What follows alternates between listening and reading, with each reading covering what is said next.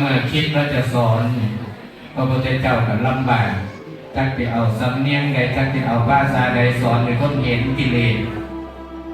ว่าตัณหาเป็นจังไดกิเลสเป็นจังไดความโลภเป็นจังไดความโกรธเป็นจังไดที่เกิดที่ในจิตใจก็สามารถที่จะอธิบายกันได้ง่ายๆนะพระพุทธเจ้าก็เกือบจะตัดสินใจว่าก็สอนก็ประกาศแล้วแต่ว่ามีพระพรหมในอาราธนาประกาศจากพระองค์ผู้เจริญในโลกมนุษย์นี่มีคนฉลาดมีคนบ่ฉลาดแตกต่างกัน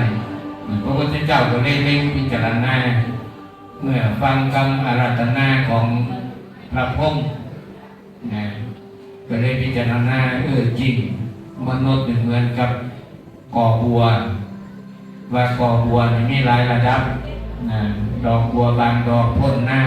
ำบางดอกอยู่เสมอน้ำบางดอกอยู่ใต้น้ำบางดอกอยู่ใต้ต้นคนเฮาก็เหมือนกันบางคนมีสติปัญญาเหมือนกับดอกบัวอยู่เหนือน้ำเมื่อต้องแสงพระอาทิตย์แค่วันเดียวกับเบ่งบานได้นี่คือเปรียบเสมือนกับคนที่มีสติปัญญา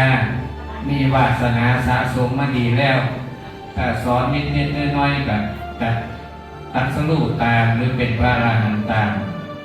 แต่บางคนนี่บัวเสมอน้ำก็อาจจะใส่เวลา2-3 มื้อก็จะบานได้เหมือนกับพระพุทธเจ้าก็พยายามสอนแล้วสอนอีกสอนซ้ำไปซ้ำมาก็อาจจะเข้าใจนั่งบางคนประเภทที่3บัวใต้น้ำอันนี้ก็ต้องใส่ความพยายามนะ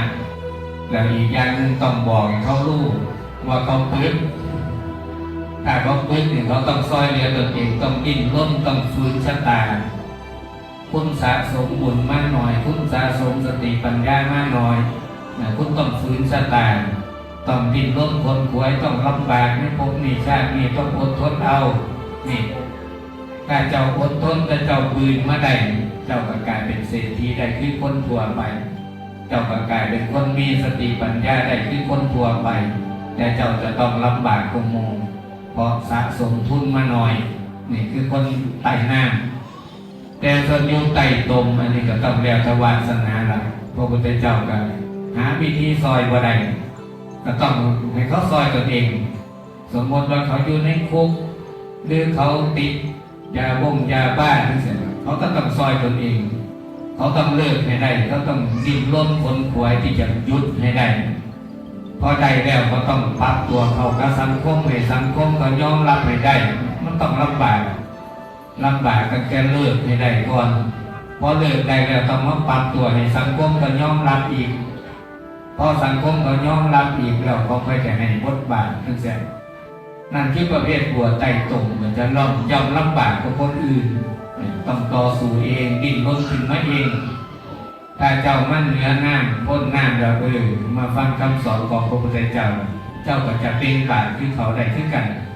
นั่นคือระดับความสามารถสติปัญญาของมนุษย์เมื่อพระพุทธเจ้าพิจารณาจังสี่เราจึงได้ตัดสินใจสอนประกาศพระศาสนาแต่นั้นเพิ่งตัดสินใจสอนประกาศพระศาสนาก็คือวันขึ้น15 ค่ำเดือน 8วันอาสาฬหบูชาเนี่ยนะแต่มีคนฟังเหมือนกันแรกคนนักบวชปัญจวัคคีย์ทั้ง5ฟังกันแรกก็คือธรรมจักรวัฒนสูตรประเทศเรื่องอริยสัจ4เรื่องทางสายกลางนี่แหละแล้วก็บอกทางที่บ่ดีอันนี้ทางบ่ดีนะห้ามปฏิบัติอันนี้ทางเพ่งเกินไปอันนี้ทางจอมเกินไปก็ต้องไปเสียเวลาเฮ็ดให้ปฏิบัติทางสายกลางกับพ่อกับมาสอนปัญจวัคคีย์ทั้ง5เทศจบขนาดว่าระดับที่ฉลาดที่สุดเนี่ย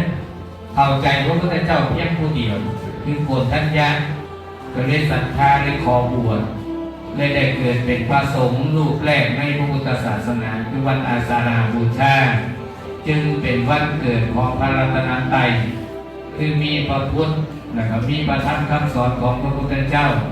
แล้วก็มีพระสงฆ์ขอบวชเป็นรูปแรกในพระพุทธศาสนาจึงครบพระรัตนตรัยคือพระพุทธพระธรรมพระสงฆ์ในวันอาสาฬหบูชาแล้วก็เป็นพรรษาแรกของพระสัมมาสัมพุทธเจ้า